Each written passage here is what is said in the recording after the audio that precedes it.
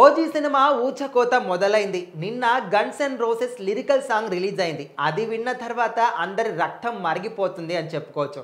అంటే ఆల్మోస్ట్ ఎవ్వరికి కూడా లిరిక్స్ అర్థం కాకపోవచ్చు, కానీ దాని వెనకాల రక్తం మరిగేటటువంటి ఒక మీనింగ్ అనేది ఉంది.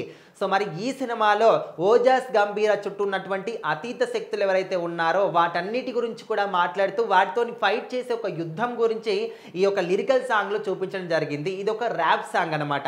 అద్భుతంగా ఉంది. అందరినీ కూడా ఇది ఒక అంటే రక్తం మరిగిపోయి ఊగిపోయే విధంగా చేస్తుంది.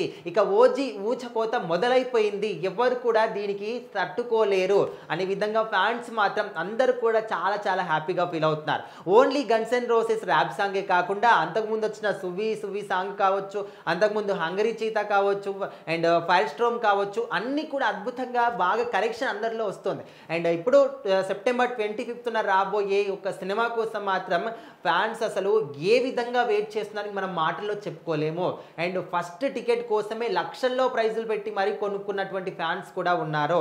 అండ్ ఒక్కసారి ఎప్పుడైతే ఈ సినిమాకి ప్రీ బుకింగ్స్ ఓపెనింగ్స్ అవుతాయా ఇంకా అంతే, కనీసం అక్కడ ఇంటర్నెట్ కూడా డిస్టర్బ్ అయిపోయి సర్వర్ బిజీ అని వచ్చే సందర్భాలు కనిపిస్తాయి అని చెప్పేసి కూడా మనకు క్లియర్గా అర్థమైపోతుంది. అంటే ఆల్రెడీ ఓవర్సీస్లో చూసుకుంటేనే ఒక 1 మిలియన్ దాటడానికి చాలా చాలా ఈజీగా 1 మిలియన్ దాటిపోయింది. నార్త్ అమెరికాలో కూడా 50,000కు పైగా టికెట్లు తెగాయి. మరి ఒకవేళ మన తెలుగు రాష్ట్రాల్లో కనుక బుకింగ్స్ ఓపెన్ చేస్తే మరి ఆ ఒక వాతావరణం కానీ ఒక ఊచకోత టికెట్ల కోత ఏ విధంగా ఉంటుందో అర్థం చేసుకోవచ్చు. మరి ఈ యొక్క guns and roses lyrical rap song కూడా చాలా అద్భుతంగా ఉంది. యూట్యూబ్లో కూడా మంచి వ్యూస్ వస్తున్నాయి.